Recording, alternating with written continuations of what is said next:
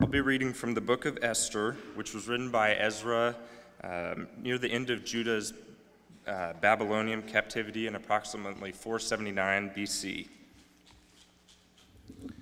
This is what happened during the time of Xerxes, the Xerxes who ruled over 127 provinces, stretching from India to Cush. At that time, King Xerxes reigned from his royal throne in the citadel of Susa. And in the 3rd year of his reign, he gave a banquet for all his nobles and officials. The military leaders of Persia and Media, the princes, and the nobles of the provinces were present. On the 7th day, when King Xerxes was in high spirits from wine, he commanded the 7 eunuchs who served him, Mehuman, Biztha, Harbona, Bigtha, Abagtha, Zethar, and Carcass, to bring before him Queen Vashti, wearing her royal crown, in order to display her beauty to the people and nobles, for she was lovely to look at. But when the attendants delivered the king's command, Queen Vashti refused to come. Then the king became furious and burned with anger. According to the law, what must be done to Queen Vashti, he asked. She has not obeyed the command of King Xerxes, that the eunuchs have taken to her. Then Memucan replied in the presence of the king and the nobles, Queen Vashti has done wrong, not only against the king, but also against all the nobles and the peoples of the provinces of King Xerxes. For the queen's conduct will become known to all the women, so they will despise their husbands and say, King Xerxes commanded Queen Vashti to be brought before him, but she would not come. This very day, the Persian and Median women of nobility who have heard about the queen's conduct will respond to all the king's nobles in the same way. There will be no end of disrespect and discord. Therefore, if it pleases the king, let him issue a royal decree and let it be written in the laws of Persia and Media, which cannot be repealed, that Vashti is never again to enter the presence of King Xerxes. Also, let the king give her royal position to someone else who is better than she. Later, when King Xerxes' fury had subsided, he remembered Vashti and what she had done and what he had decreed about her. Then the king's personal attendants proposed, let a search be made for a beautiful young virgin for the king. Let the king appoint commissioners to every province of his realm to bring all these beautiful young women into the harem at the citadel of Susa. Let them be placed under the care of Haggai, the king's eunuch, who is in charge of the women, and let beauty treatments be given to them. Then let the young woman who pleases the king be queen instead of Vashti.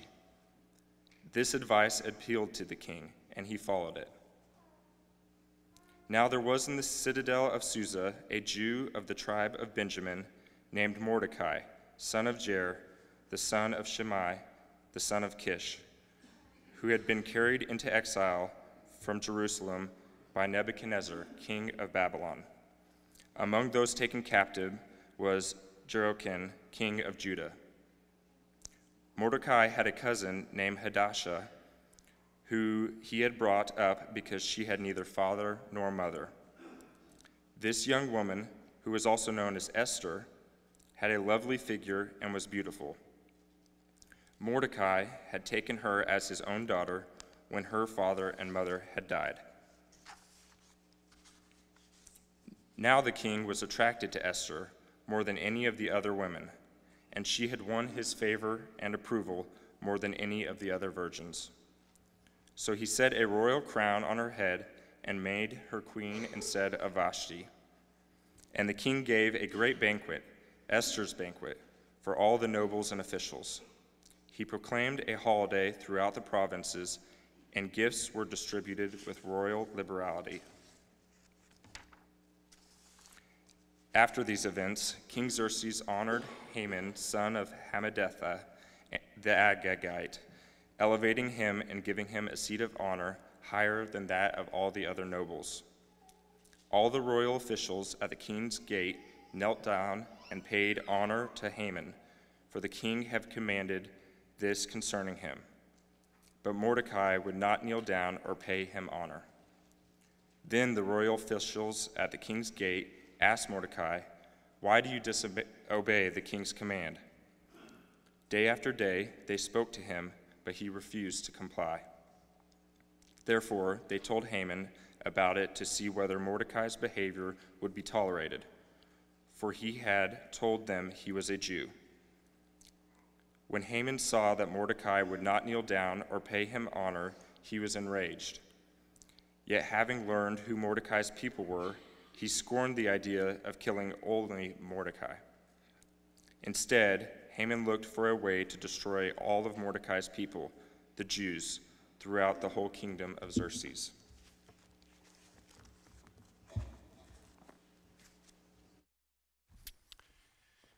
At this point, my son-in-law John is probably wondering why I gave the easier task to my other son-in-law Cam to say a prayer without all those Old Testament names in it. But thank you, John, for doing that. And I told him he had the privilege of skipping through some of those names if he needed to, as that's hard to do. This week seems like the news was just filled with star power. We had some sort of awards that were coming up where the movie stars honored themselves, which I always think is kind of amusing, that if we don't get enough attention, we're going to have a show to give us even more attention.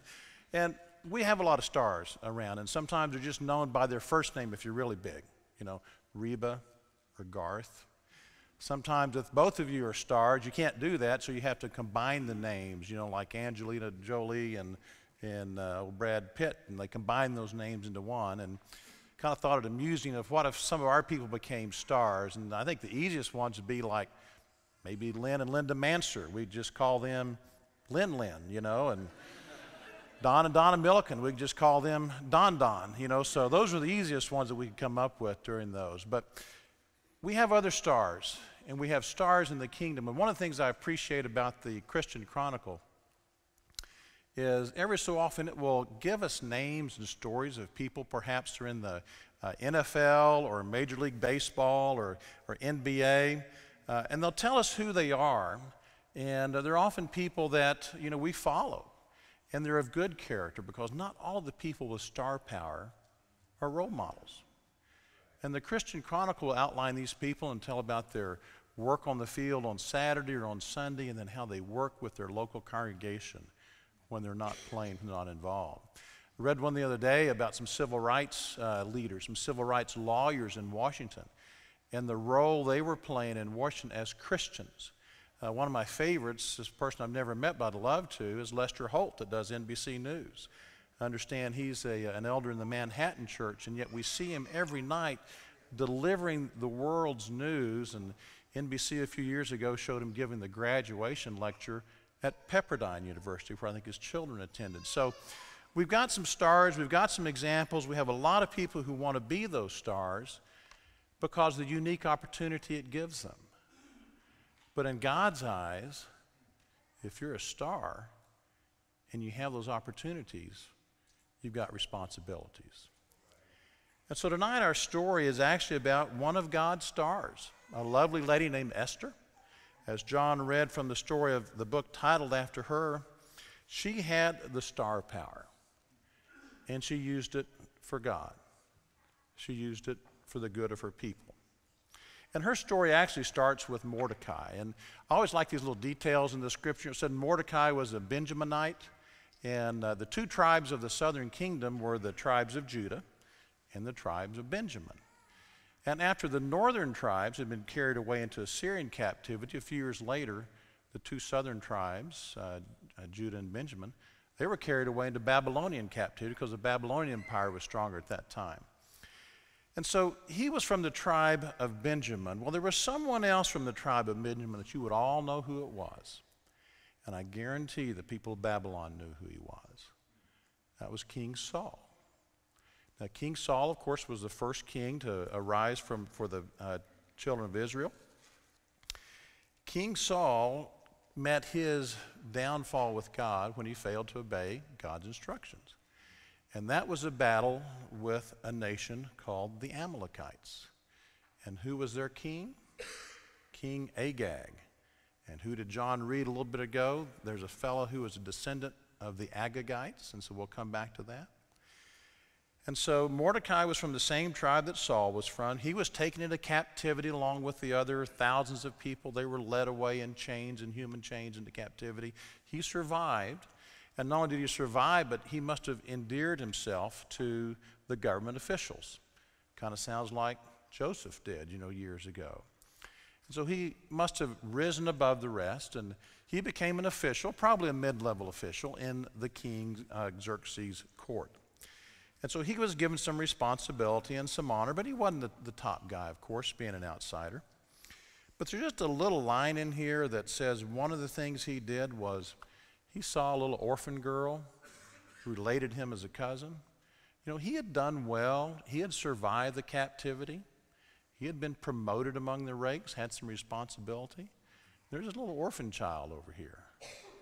Was it his real responsibility to take care of everything? Wasn't it enough that he had taken care of his family and had made a place for himself and his family, and they were doing okay, and he's got his own kids perhaps? But he sees little Esther over here, and he just feels it's his responsibility to take her in, and so he does. Through his quiet, silent, not really drawing a lot of attention to himself faith, he brings her into his family and treats her as his own. Well, as you read, or as you heard read to you, Queen Vashti ignored the king's decree, and didn't you like that? What were the nobles afraid of? They weren't so much worried about the king. They were saying, well, if Queen Vashti does this to you, king, what are our wives going to say to us, And they said, they'll start disrespecting us and dishonor us, and the whole kingdom will fall apart, So they were really worried about that. And so they issued an edict that Vashti should be banished and thus look for another queen. Well, you know that story, that Esther became the queen and was chosen eventually. But on the scene, we have a fellow named Haman. And it said he was an Agagite. He was a descendant of this king Agag, who was supposed to be destroyed with all of his kingdom of the Amalekites by Saul hundreds of years ago. Saul decided at the time, instead, he said, I'm going to destroy most of the people, the ones that won't be helpful to me. Let's keep the stronger, prettier ones. Let's keep the livestock that looks the healthiest. If the livestock's kind of diseased and unhealthy looking, we'll destroy that. And so God has Samuel come to Saul in 1 Samuel 15 and says, Saul, is that the bleating of sheep and goats I hear? And who are all these voices that I hear?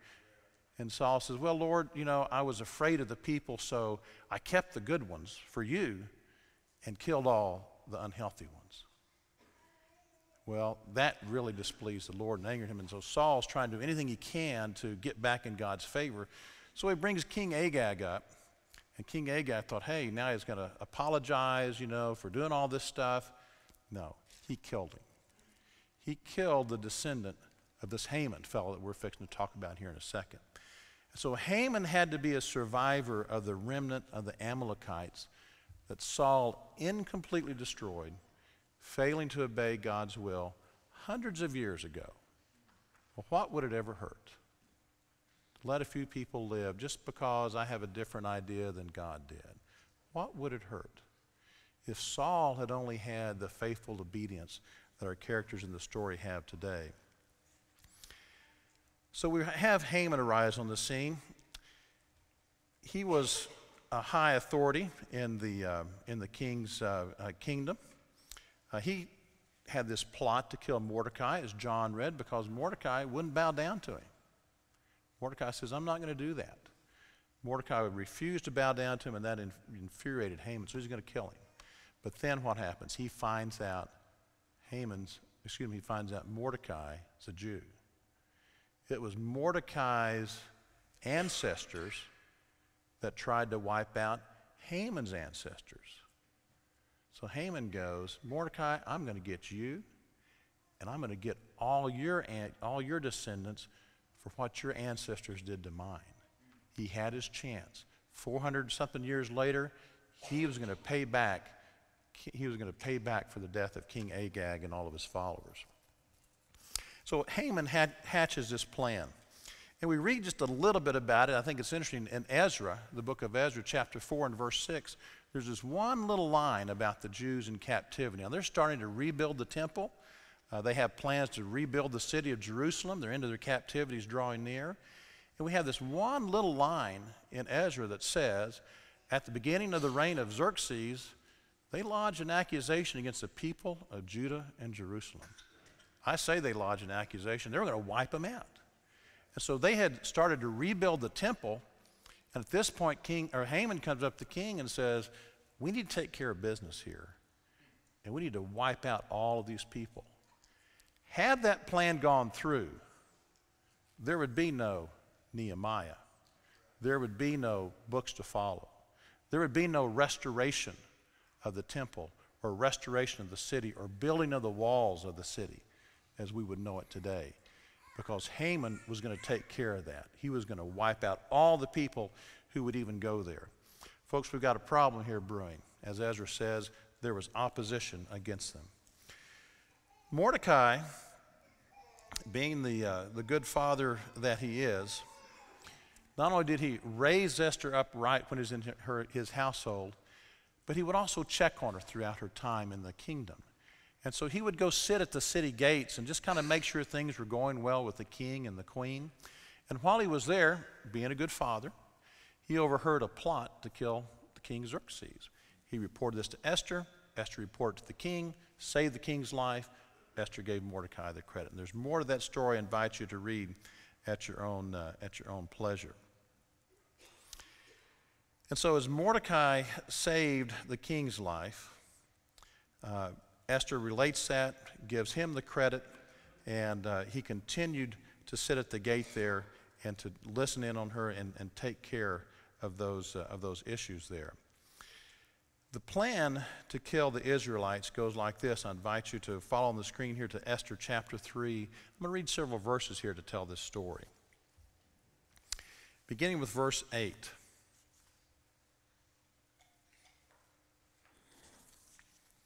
Then Haman said to King Xerxes, there's a certain people dispersed and scattered among the peoples in all the provinces of your kingdom whose customs are different from those of the other people and who do not obey the king's laws. It is not in the king's best interest to tolerate them.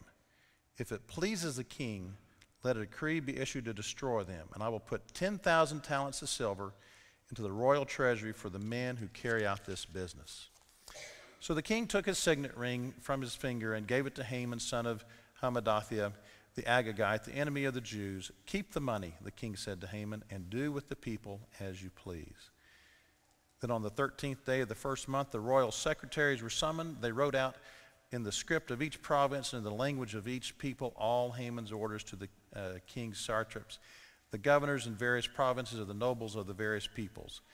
These were written in the name of King Xerxes himself and sealed with his own ring. Dispatches were sent by the couriers to all the king's provinces with the orders to destroy, kill, and annihilate all the Jews, young and old, women and little children, on a single day, the 13th day of the 12th month, the month of Adar, and to plunder their goods. A copy of the text of the edict was to be issued as law in every province and made known to the people of every nationality so they'd be ready for that day. Spurred on by the king's command, the couriers went out, and the edict was issued in the citadel of Susa. The king and Haman sat down to drink, but the city of Susa was bewildered. Folks, doom and destruction like had never been seen before was coming upon the children of Israel. Captivity wasn't bad enough for them, but now they were going to be destroyed before they ever had their chance to escape, before they ever had their chance to get back to Jerusalem, which they could just see in the very new future. So Mordecai, of course, hears of this, and through a series of events, he contacts Esther. He tells Esther of this plan. Esther's at a crossroads. Esther's got a good life. Esther's in the protection and the bounty of the king. She's got star power. She is the star. She replaced King Vashti. Would she want to be like her and again go down and have the king replace her because of displeasure with her? Does she really care about those people in captivity? Has she forgotten what it was like to be a slave? Has she forgotten what it was like to be an orphan? Here's a crossroads for our star in the story, Queen Esther. Now, it's kind of hard to build up some of the drama because we know the end of the story, okay? We know that Esther prevailed. But think of what had to be going through her mind at the moment. Should she intervene or should she not? Mordecai pleads with Esther through a messenger. Esther says, basically, Mordecai, I could be killed by the king. If I go in with this message, I hadn't seen him for 30 days. He hadn't called me in for 30 days. If I go in and he doesn't raise his scepter to give me approval, well, he's already banished Vashti. He could kill me. And what good would that do? So do I risk my life or do I stay here in comfort? Well, that sounds kind of like a familiar crossroads we're at many times, doesn't it? Do we risk our reputation, or do we just kind of keep quiet on the sidelines? Is it really my business to get involved in this, or can I just kind of stay back and see how it plays out, you know? Queen Esther was at that crossroads. Mordecai addresses her, and I'm going to read this from Esther chapter 4, and I appreciate your tolerance, but I want to read these words because I think it tells a story just as it should be told. Mordecai, in his bravery, answers Esther, and he sent back this answer. Do not think that because you're in the king's house, you alone of all the Jews will escape. For if you remain silent at this time, relief and deliverance for the Jews will arise from another place. But you and your father's family will perish, and who knows but that you have come to royal position for such a time as this. And that's that line that we hear. Who knows that you have been put in this place, you've been put in this position. All these things have not been done just for your glory and comfort, but these things have been done for just such a time as this, for you to act. Then Esther sent this reply to Mordecai, go, gather all the Jews who are in Susa and fast for me. Do not eat or drink for 3 days, night or day. I and my maids will fast as you do. When this is done, I will go to the king, even though it is against the law. And if I perish, I perish. She had come to a crossroads. She acted with star power. But she acted in a way, not that she just thought would be the easy thing to do, but she acted in a way that she had seen Mordecai act before. She asked him to pray. She asked him to fast. And she said, if I die, I die. So Esther intercedes. She gets an audience with the king Xerxes. She plans a great banquet for Haman, who was the instigator of this plot. And she also invites Mordecai there. Esther reveals the plot to destroy her people. And of course, you can imagine the anger that this raised in King Xerxes. And as a result of this plot, it reveals to the king that Haman was the one who had plotted to kill the Jews. And because of the king's love for Esther, it was Haman who was put to death, and eventually his sons, not Mordecai and all of his Jewish people. So Xerxes orders Haman to be hanged, and actually Haman was hanged on the very gallows he had built to hang his enemy Mordecai. A little justification there. King Xerxes reverses his edict to destroy the Jews. The Jews prevail. There's actually battles, and they kill many of the people who were trying to kill them on that day. Mordecai is promoted to Haman's position, is given authority over Haman's house. All the results of Queen Esther. So Queen Esther saved the day. She used her star power. She was a hero of that day. Or was she? Was it really Queen Esther who saved the day? I mean, that's how I've been taught it. She was there for such a time as this. But when you look back, you see that it's actually her adopted father, Mordecai, in my opinion, saved the day. He didn't do it by demanding in front of the king. He didn't do it by rallying up a big army. He did it by doing the right thing when nobody was looking.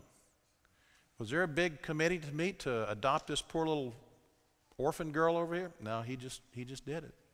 He just took her into his family. Something done on a day basis that people in this audience have done. I know people in this audience have done the same thing, not for attention, not for fanfare, but just to do it because it's the right thing. Mordecai said at the city gates, you know, he had raised this daughter. He was concerned about her. Some people say he was kind of spying on her. Okay, as parents, you know, I won't ask you to raise your hand just in case your kids are the honest like mine are, but how many of us parents have kind of spied on our kids, you know, a little bit? Kind of watch how they drive or see what they're doing, you know. Yeah, kids, I hate to tell you, but your parents aren't quite as technologically illiterate as we all give them credit to be, okay? So, you know, we can kind of keep an eye on them. Well, Xerxes was doing that too. He had to go to the city gates, and he was at the city gates doing the right thing, checking on his adopted daughter when he overheard this plot. And because of him intercepting that plot and getting it known to the king, good things came his way. He could have been quiet. He could have let Xerxes die. It wasn't his business, you know. He could have let that happen, but he didn't.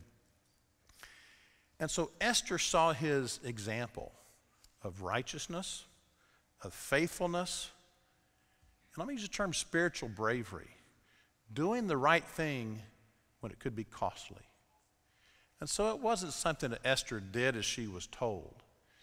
It was something Esther did as she had seen. These characteristics had been modeled for Esther. Mordecai, her adoptive father, showed these things to her life, did these on a daily basis and continued to do those things, even as an adoptive father. You know, God uses stars.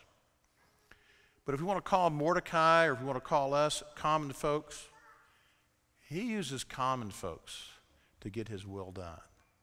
It's those daily actions, and that's what I love as a shepherd about this church. I hear things that are done, and they're not programs.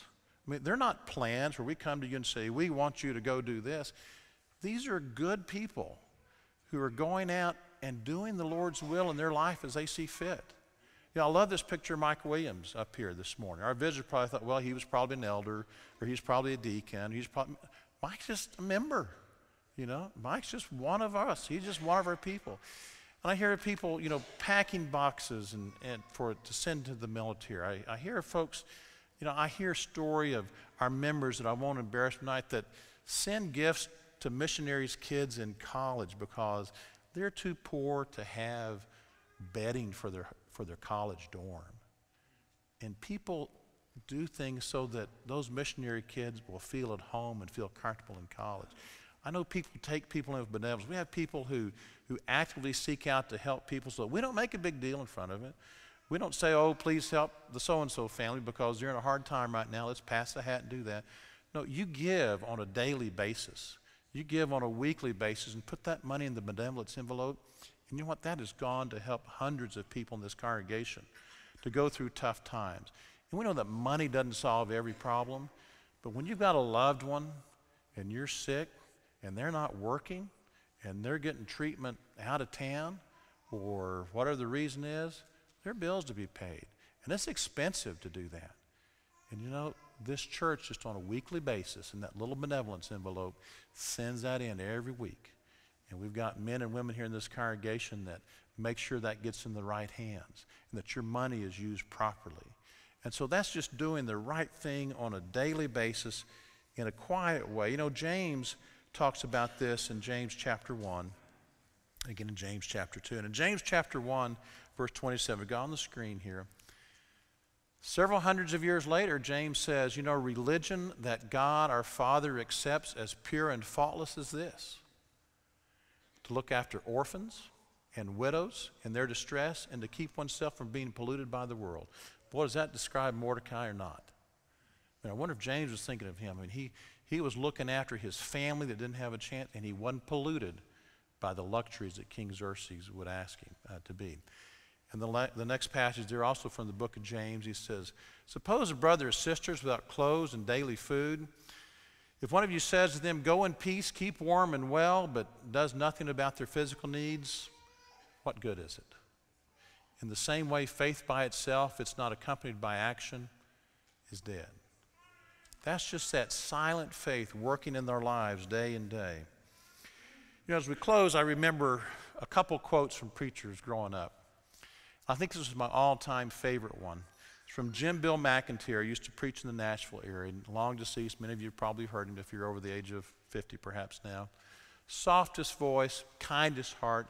I can just see him leaning over the podium now and saying these words to us at 29th and Yale, and those words are this: "It remains to be seen how much good can be done for the kingdom of God when no one cares who gets the credit." You just do it because you've seen your God the Father do it for you.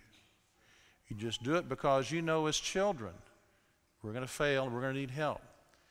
But our adoptive Father has done this for us just like Mordecai did it for his daughter, for his adopted daughter, stayed with her, mentored her along the way, and let her rise to the place of position for such a time as this. And she did the right thing because she'd seen it in the lives. Folks, I look out here tonight, and of course I realize I'm talking to people who do this on a daily basis.